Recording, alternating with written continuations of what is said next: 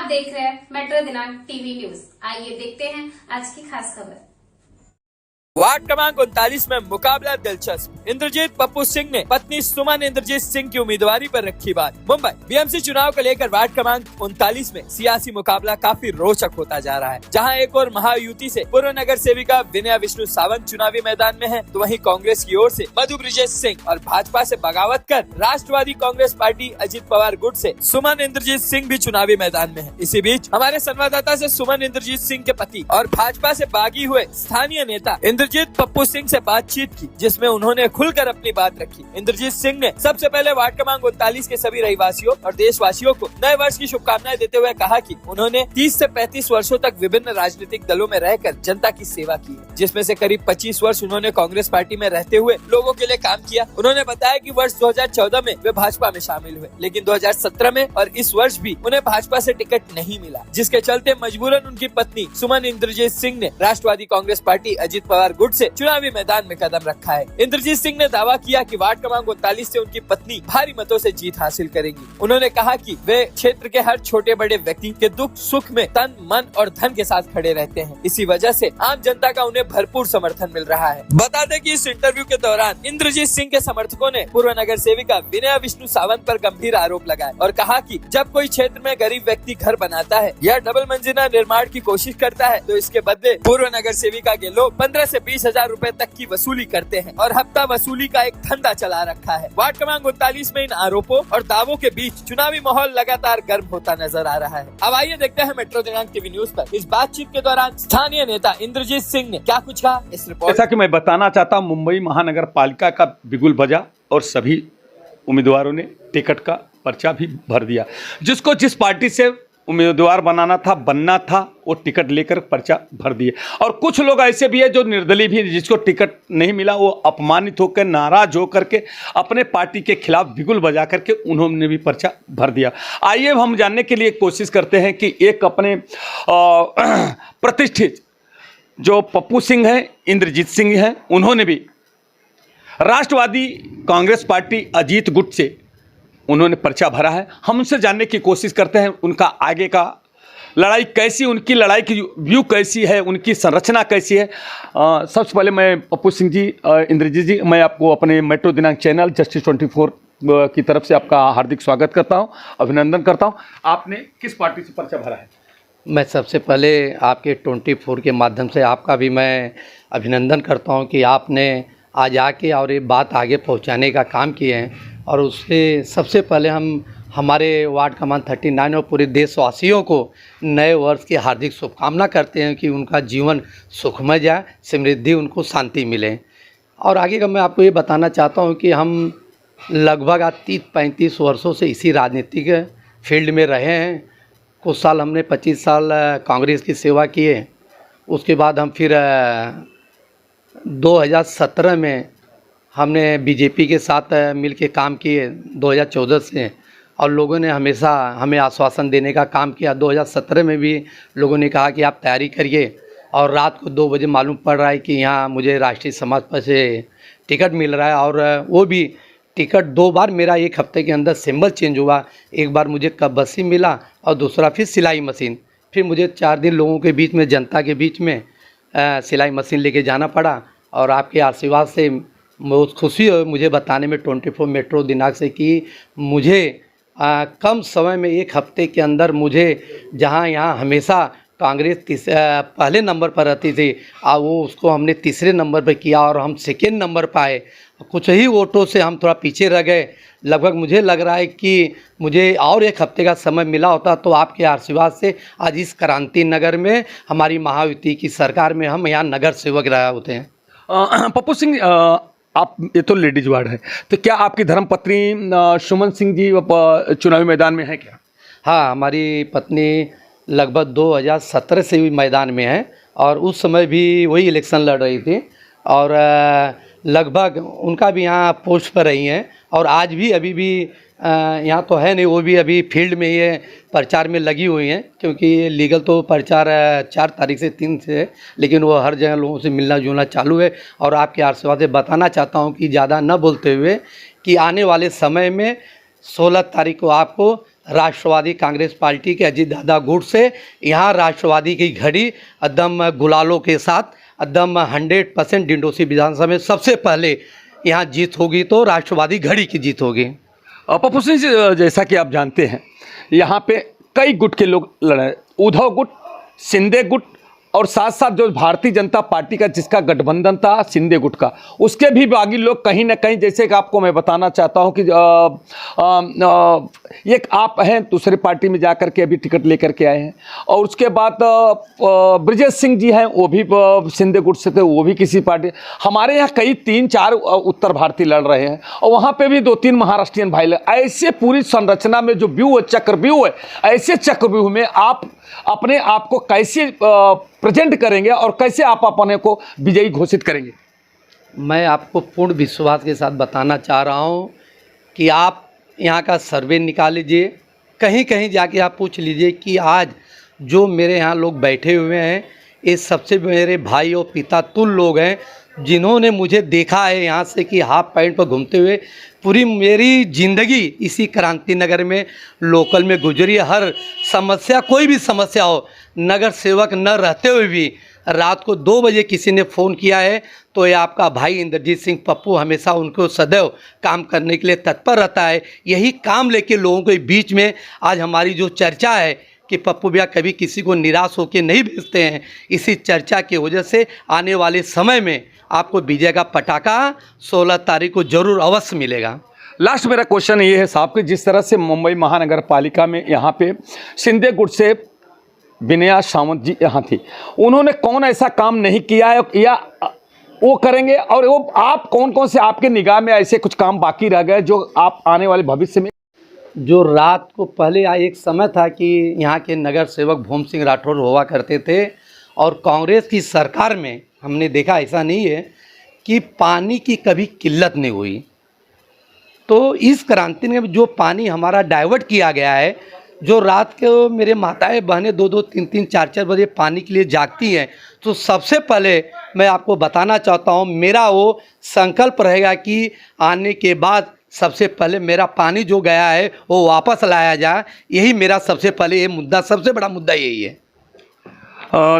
धन्यवाद दर्शकों। मैं इंद्रजीत साहब उर्फ पप्पू सिंह जी से मैंने बहुत क्रॉस क्वेश्चन किया। क्रॉस क्वेश्चन करना एक पत्रकार का धर्म होता है, इसलिए मैंने अपने धर्म को निर्वाह करते हुए मैंने वो क्रॉस क्वेश्चन करने का काम किया। दर्शकों, मैं बताना चाहता हूँ, जैसा कि इंद्रजीत सिंह जी और पप्पू भाई ने बताया है कि इन्होंने आज से इनके पिताजी इनके राजनीतिक इनके परिवार से ही विरासत में मिली है। इनके पिताजी भी उस समय जो जनता दल पार्टी थी, उस समय क्या बोलता मिरार गुलताई थी, जो पानी बाई वाली बाई के नाम से सुप्रसिद्ध थी। तो उनके कंधे से कंधा मिलाकर उनको आमदार बनाने में उनकी अहम भूमिका थी। मृणाल ताई का नाम सभी आज मुंबई या क्या महाराष्ट्र के कोने कोने में मृणाल ताई प्रसिद्ध थी। आज उनके साथ में कंधे विरासत में उनको मिले, उस पर पप्पू सिंह आए।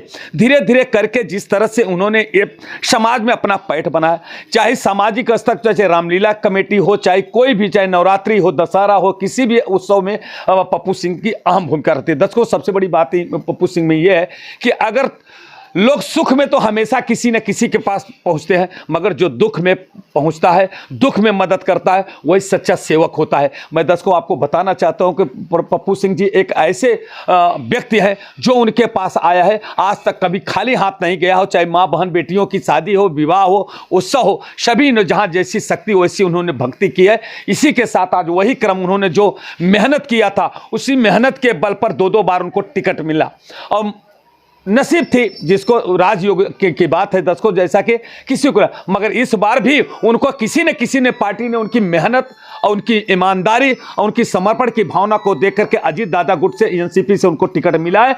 और मुझे भी विश्वास है कि जिस तरह से उनका नेतृत्व है, जरूर सफलता उन्हें मिलेगी। आइए अब हम चलते हैं और कुछ लोगों से। सुमन सिंह, इंद्रजीत सिंह चुनावी मैदान में है, अजीत दादा गुट से, एनसीपी से।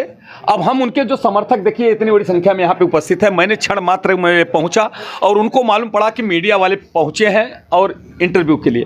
जब मैं यहाँ पे पहुँचा तो सुमन सिंह तो चुनावी यात्रा में थी, चुनावी सभा में गई थी, जिस तरह से अपने गली गली, अभी तो चुनाव प्रचार पूर्ण रूप से चालू नहीं है, मगर जिस तरह से अपने सखी सहेली और जिसके साथ में काम के, जो अपने दुख सुख में जिसके साथ में हम मित्रों में, इस तरह से जाकर के उनको बताने और उनको समझाने का काम कर रही हैं। वो सब उपस्थित नहीं थी, मगर उनके जो पति देव थे इंद्रजीत सिंह उर्फ पप्पू जी, उनसे हमने मिला, उनसे कुछ बात किया। उनके फिर उसके बाद जो उनके शुभचिंतक, उनके मित्र हैं, उनके जो सहयोगी हैं, जो उनके हमेशा मदद करने में, हमेशा पार्टी के समय में हम नेतृत्व करने का काम करते हैं, सहयोग करने का काम करते हैं, हमारे बीच में खड़े। सर आपका नाम क्या है? मेरा नाम सर रहमान खान है। तो रहमान भाई क्या कुछ कहेंगे, जिस तरह से अभी सुमन भाभी चुनावी मैदान में, क्या बताएंगे? सर इसलिए मैं कहना चाहता हूं कि आज के कुछ सालों पहले आपको मालूम है पप्पू भाई कांग्रेस में थे, अपने पूरा वक्त 20, 25, 30 साल जो भी उन्होंने गवाया पूरा कांग्रेस में कर ली। कांग्रेस ने उन्हें कुछ नहीं दिया। लास्ट में आते आते उनको आश्वासन दिया कि आप घबराओ मत, कहीं जाना मत, और आपको कांग्रेस से लड़ने के लिए दिया जाएगा। लेकिन कुछ ऐसी कुछ कमी हुई, कहाँ से मिला कहाँ से नहीं मिला, निरुपम जी ने उनका पूरा लाइफ ख़राब कर दिया। मिलते मिलते इनको कहा कि 2 बजे 1:30 बजे तक आपको टिकट मिलेगा, लेकिन आए हुए भाजपा के प्रत्याशी को उन्होंने वो अपना दे दिया कांग्रेस का लड़ने के लिए, और पप्पू सिंह को किनारे कर दिया। तो अब 30-35 साल जो आदमी सेवा करे और उसको आयन मौके पे ऐसा कोई जगह झटका दे, तो उसके दिल पे क्या गुजरा, हम हो या आप हो, कोई भी हो, तकलीफ तो होगी। तो इन्होंने मायूस होकर बैठे थे, लेकिन इनको कहीं से आगे जानकर समाज से इनको मिला लड़ने के लिए। हाँ सर, इनको लड़ने के लिए जानकर समाज से मिला, और इनका जो सिंबल था वो 2 बार चेंज हो गया। पहले कुछ पे हम लोगों ने प्रचार किया, फिर दूसरी बार सिलाई मशीन पे प्रचार हुआ, लेकिन उस प्रचार में भी हम लोगों ने भाग दौड़ किया और अच्छे वोटों से ये विजयी हुए, यानी ये दूसरे नंबर पे आए। हमारे जो सिंधे गुट में आज गए हुए हैं विष्णु सावंत जी, वो 1 नंबर पे वो जीते, दूसरे नंबर पे ये आए, तीसरे नंबर पे कांग्रेस गई।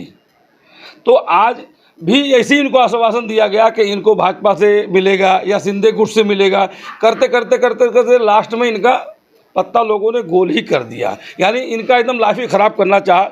ये मायूस होकर बैठे थे, इनको टेंशन था क्या कर क्या जाए। हम लोगों ने इनको आकर के समझाया, आश्वासन दिया कि आप टेंशन मत लीजिए, हैं देखते हैं क्या होता है। लेकिन ऑटोमेटिक बिना कहे, यानी राष्ट्रवादी कांग्रेस का जो है घड़ी जो है चाप, ऑटोमेटिक इनके पास किसी ने लाके बोला भैया आप इस पर उठ जाओ।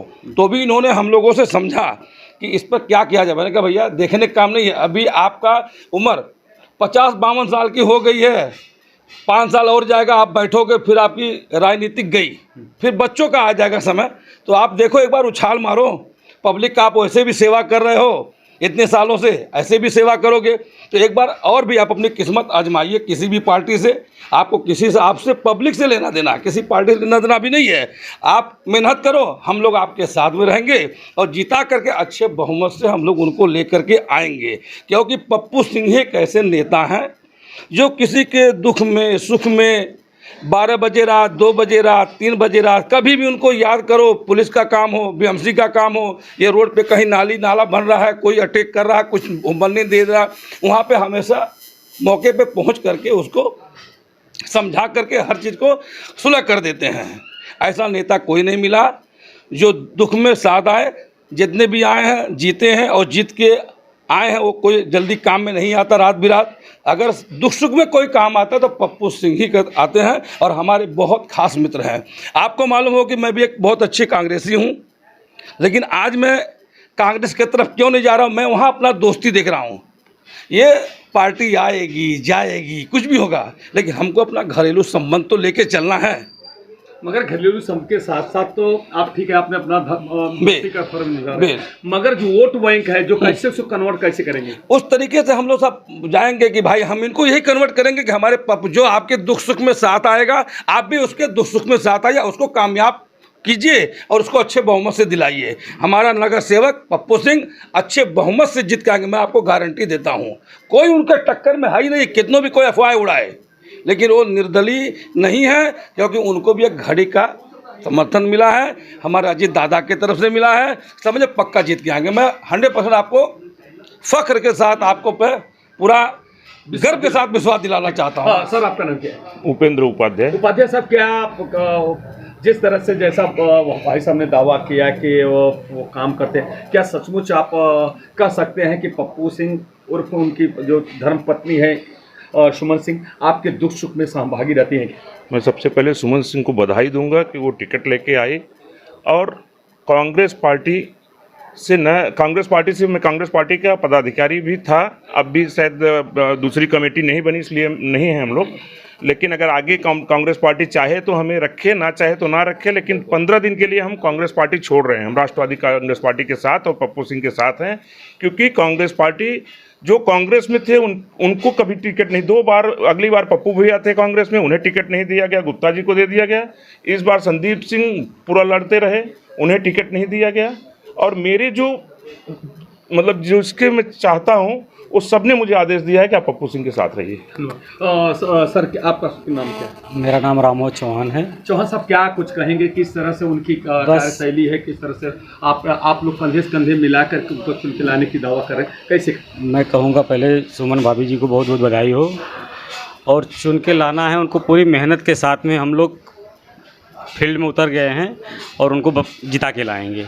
धन्यवाद। सर आपका सुनो। माझं नाव आहे शरद दादा आणि मी काँग्रेसचा पदाधिकारी होतो, पण आता काँग्रेसचं गैरवर्तन आणि काँग्रेसची धोकाधडी बघून आम्ही सर्व काँग्रेसजन सुमन सिंग यांच्या पाठीशी आहोत।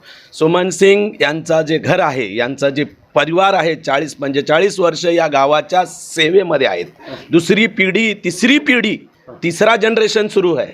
इतना प्रेम और इतना काम आज तक किसी ने नहीं किया है। इसको देखते हुए कोई बोल, हमें सर्व मराठी, भोजपुरी, आमचे सर्व भाषिक, सभी भाषा के लोग उनको अपना इस गांव का उम्मीदवार बनाए हैं।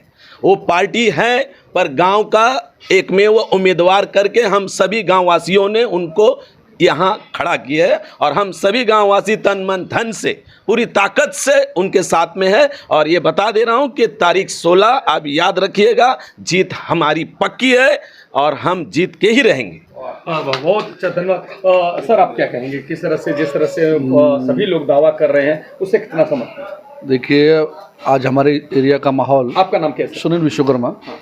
और आज हमारे एरिया का माहौल ऐसा कि आज सुमन भाभी के हर गली में चर्चे हैं, इंद्रजीत भैया की हर गली, उनका काम ही बोलता है। क्योंकि इसके पहले हमने जिस नगर से को चुन के लाया, उन्होंने अपने फ़ायदे के लिए पार्टी बदली किया। जब हमारे यहाँ से डीपी रोड गोकुला से पास हो रहा था, उन्होंने वो रुकवा के अपना काम के लिए फ़ायदे के लिए उन्होंने पार्टी बदली किया। तो हमारे साथ धोखा हुआ है। हमको हमारा नगर सेवक चाहिए जो हमारे काम, हमारे दुख सुख में एनी टाइम खड़ा रहे। आज उस शिंदे गुट के लोगों ने हमारे साथ धोखा किया, उद्धव गट के लोगों ने धोखा किया। हमने उनको चुन के दिया, निस्वार्थ निभाव। आज उन्होंने पार्टी बदली किया, और आज एरिया में जो परिणाम नगर सेवक इस टाइम थे, आप आए होंगे, देखेंगे रास्ते के गली का पानी किस तरह बह रहा है, वो आप दिखाइए लोगों को कि क्या चल रहा है, क्रांति नगर की दुर्दशा क्या इस वक्त है। और इसके पहले लोगों के अवैध वसूले, लोगों के महल्ले के पैसे, लोगों के जबरदस्ती किसी से महल्ले के 30,000 40,000 वसूलना, लोगों का गरीब आदमी, यहाँ के स्थानीय नगर सेवक थे, लोगों को सब हर चीज लोगों को इतिहास पता है। कभी के नगर सेवक, अभी के प्रेजेंट नगर सेवक, आज लोग उस ताता से बहुत दुखी है। आज वो चाहते कि हमारे जो हमारे लिए हमें दिन रात खड़ा रहे, हम उसको जिता के देंगे। और सुमन भाभी को हमेशा जिता के इस बार लाने वाले हैं, क्योंकि हमारे एरिया के लोग हैं, हमेशा किसी का 1 रुपया किसी का लेना नहीं, किसी का देना नहीं। और मैं आपको एक गारंटी देता हूँ, जिस दिन सुमन भाभी जीत के आएंगी, उस दिन किसी का अवैध काम का 1 रुपया कोई लेगा नहीं। ये बहुत, ना BMC लेगी, ना यहाँ का कॉर्पोरेटर लेगा। आप गरीब आदमी घर बनाइए, आराम से रहिए, आपको कोई परेशान करने वाला नहीं मिलेगा। विश्वकर्मा साहब, यहाँ तो कोई जेंट्स नगर से, यहाँ तो विनया विष्णु सावंत है, तो क्या उनके जी मैं तो आपको बता रहा हूँ, आप एरिया में किसी से पूछ लीजिएगा। आज कितने लोगों ने अवैध वसूली किया इस एरिया में। लोगों का, गरीब आदमी किस तरह अपना घर मकान बनाता है, कहाँ से पेट काट के अपना, लोगों का 30,000 20,000 लोगों ने इस तरह लोगों ने वसूली किया है इस एरिया में। नगर सेवक नहीं, लोगों ने, नगर सेवक लोगों ने वसूली किया है, उनके लोगों ने वसूली किया है। आज आप चले जाए ऊपर, लोगों को पानी कितनी समस्या है, उनके लोग यहाँ पे लोगों को अवैध पानी की समस्या, लोगों को 300 महीना भाड़ा, 400 रुपया महीना, गरीब आदमी कहाँ से देगा? पानी की कालीबाजारी हो रही ऊपर, लोग परेशान है, त्रस्त है। इसलिए लोगों ने ठाना है कि इस बार सुमन सिंह को चुन के लाना है। एक अच्छे और निडर और निस्वार्थ आदमी, उनको इस बार बहुत अच्छे से चुन के लाना है। हम लोगों ने बहुत शपथ लिया है, हर एरिया के लोगों ने। धन्यवाद। क्या कहेंगे, जिस तरह से गंभीर आरोप, बहुत बड़ा गंभीर आरोप लगा? मैं पहले आपसे नमस्कार करता हूं, आपके मेट्रो चैनल को भी नमस्कार करता हूं।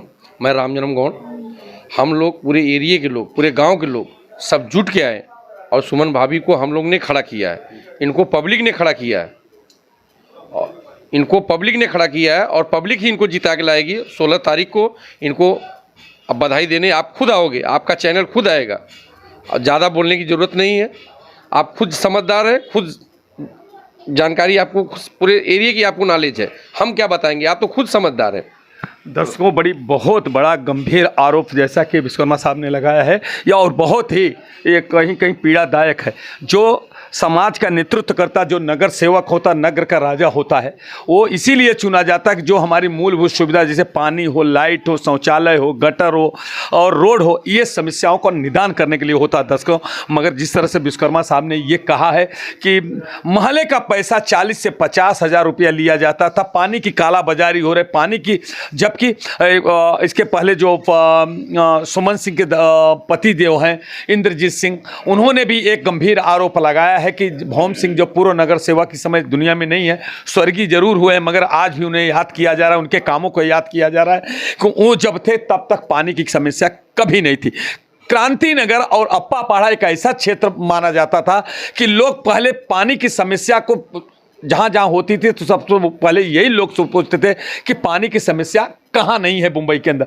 तो ये कहा जाता था कि अप्पा पहाड़ा और क्रांति नगर क्षेत्र एक ऐसा क्षेत्र है जहाँ कभी पानी की समस्या नहीं होती है। लोग मुंबई के कोने से आकर के क्रांति नगर और अप्पा पहाड़ा में बसने का काम किया, मगर आज वही पानी बिल्डरों को कन्वर्ट कर दिया गया है, जहां उनका फायदा है वहां पे बेचा जा रहा है, काला बाजारी हो रहा है। मगर ये विश्वकर्मा साहब ने जो गंभीर आरोप नगर सेवक विनया सामंत और उनके समर्थक लोगों पे लगाया है कि पानी की जो वसूली की जा रही है, पानी का जो पैसा लिया जा रहा है, महले का पैसा लिया जा रहा है, कहीं न कहीं पीड़ादायक है। मैं दर्शकों, मैं इसका सवाल का जवाब मैं जरूर विष्णु सावंत और विनया सावंत से मैं सवाल जरूर करूंगा कि इस तरह से अगर आपने वसूली किया तो उसका आए दिन इसका परिणाम आपको गंभीर भुगतना पड़ेगा, क्योंकि ये जनता की अदालत है। जैसा कि ये लोगों ने बोला, ये सबसे बड़ी एक बात उन्होंने कहा है कि इंद्रजीत की जो धर्मपत्नी थी सुमन भाभी चुनाव में खड़ी नहीं हो रही थी, मगर हम पूरे गांव के लोग, वो गांव के जैसे एक